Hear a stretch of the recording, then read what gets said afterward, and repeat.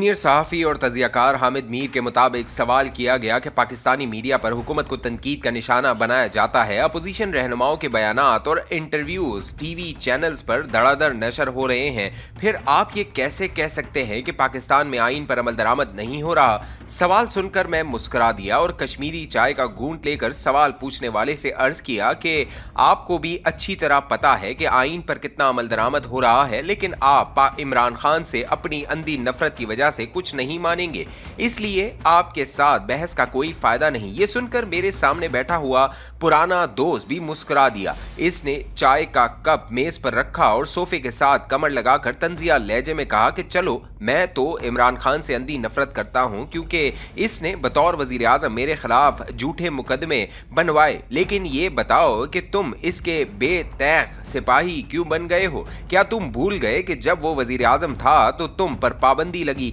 FBI ने तुम्हें झूठे नोटिस दिए और इमरान खान तुम्हारे असासों की तहकीकात कराता रहा। तुम अपने खिलाफ मुकदमात के दिफा के लिए कभी गुजरावाला, कभी गिलगित और कभी कराची में वकील ढूंढते फिरते थे।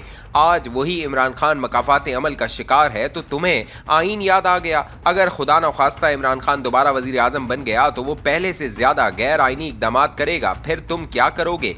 मैंने अपने दोस्त से कहा कि हुकूमत का मंजूर नज़र बनना सबसे आसान काम है, लेकिन हुकूमत पर तनकीद करना और आप जैसे पुराने दोस्तों को अपना दुश्मन बनाना एक मुश्किल काम है। मुझे ये मुश्किल काम करने का कोई शौक नहीं है, लेकिन मैं अभी तक एक सहाफ़ी हूँ। मुझे सहाफ़त को सीढ़ी बनाकर कोई सरकारी ओहदा भी नहीं लेना।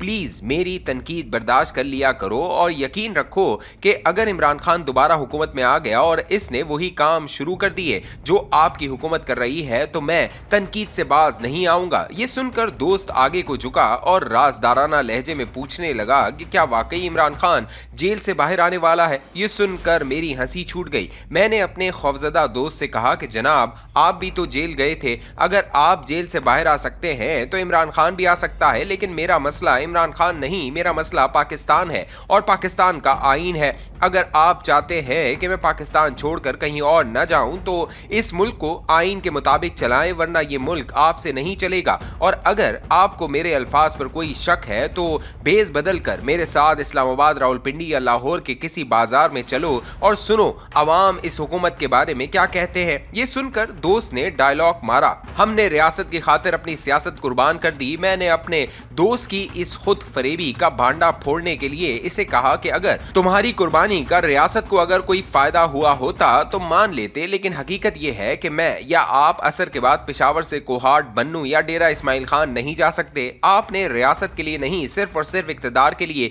कुर्बानी दी है और इक्तदार भी इख्तियार के बगैर ले लिया है, जिसमें मुस्लिम लीग नून और पीपल्स पार्टी की लड़ाई शुरू हो चुकी है। 26वीं आईनी तरमीम के बावजूद सियासी इस्तेहकाम के कोई आसार नजर नहीं आते। एक तरफ सहाफियों को सहाफियों से और सियासतदानों को सियासतदानों से लड़ाया जा रहा है, दूसरी तरफ जज भी साथी जजों के खिलाफ सफ आ रहा है। पार्लियामेंट एक मजाक बन चुकी है जिसमें सिर्फ हुल्लड़बाजी होती है और बगैर बहस के कवानीन मंजूर कर लिए जाते हैं। यही कवानीन कल को आपके खिलाफ इस्तेमाल किए जाएंगे। दोस्त ने पूछा, कौन से कवानीन? इसे बताया कि जिस तरह तहरीक इंसाफ के दौरे हुकूमत में बगैर बहस व मुबाहिसे के एक एक घंटे में दर्जनों कवानीन मंजूर कराए जाते थे, इसी तरह मौजूदा दौरे हुकूमत में पार्लियामेंट ने कवानीन की मंजूरी घंटों के बजाय मिनटों में करानी शुरू कर दी है। Peaceful assembly and public order act 2024 की मिसाल ले लें। ये कानून बगैर बहस के सेनेट और कौमी असेंबली से मंजूर कराया गया। ये कानून न सिर्फ 1973 के आइन बल्कि कई आलमी कवानीन के भी खिलाफ है। इस कानून के तहत इस्लामाबाद में पुरअमन इज्तिमा का हक खत्म कर दिया गया, जो आईन पाकिस्तान की दफा 16 और universal declaration of human rights की दफा 20 के खिलाफ है। पहले CPC 1898, पुलिस ऑर्डर 2002, MPO 1960 और एंटी टेररिज्म एक्ट 1997 में पुरअमन इज्तिमा पर पाबंदियां लगाने के इख्तियारात हुकूमत के पास मौजूद थे, लेकिन इस नए कानून के तहत हुकूमत ने इस्लामाबाद के मूजा संजानी तक हर इज्तिमा और मुजाहरे को महदूद करने का इख्तियार हासिल कर लिया है। इसी किस्म का कानून आज़ाद कश्मीर में नाफिज किया गया, लेकिन कश्मीरियों ने अवामी ताकत के जरिए ये कानून वापस करा दिया। इस्लामाबाद वालों को इस कानून का पता ही नहीं चला क्योंकि इस पर बहस ही न की गई। मैंने अपने दोस्त को खबरदार किया कि आपने 1 साल से पाकिस्तान में एक्स पर पाबंदी लगा रखी है। पंजाब में हत्या इज्जत के नाम पर मीडिया की आज़ादी सल्ब करने का कानून सूबाई असेंबली में बहस के बगैर मंजूर कराया। अब आप पुरअमन सियासी इज्तिमा का हक सल्ब करने जा रहे हैं। ये नौ आबादियाती सोच पाकिस्तान को मजबूत नहीं कमजोर करेगी। कश्मीरियों ने इस सोच के खिलाफ बगावत कर दी है। अब बलोच और पश्तून नौजवान भी इस सोच के खिलाफ आवाज उठा रहे हैं। मीडिया को कंट्रोल करके आप इस सोच को कंट्रोल नहीं कर सकते।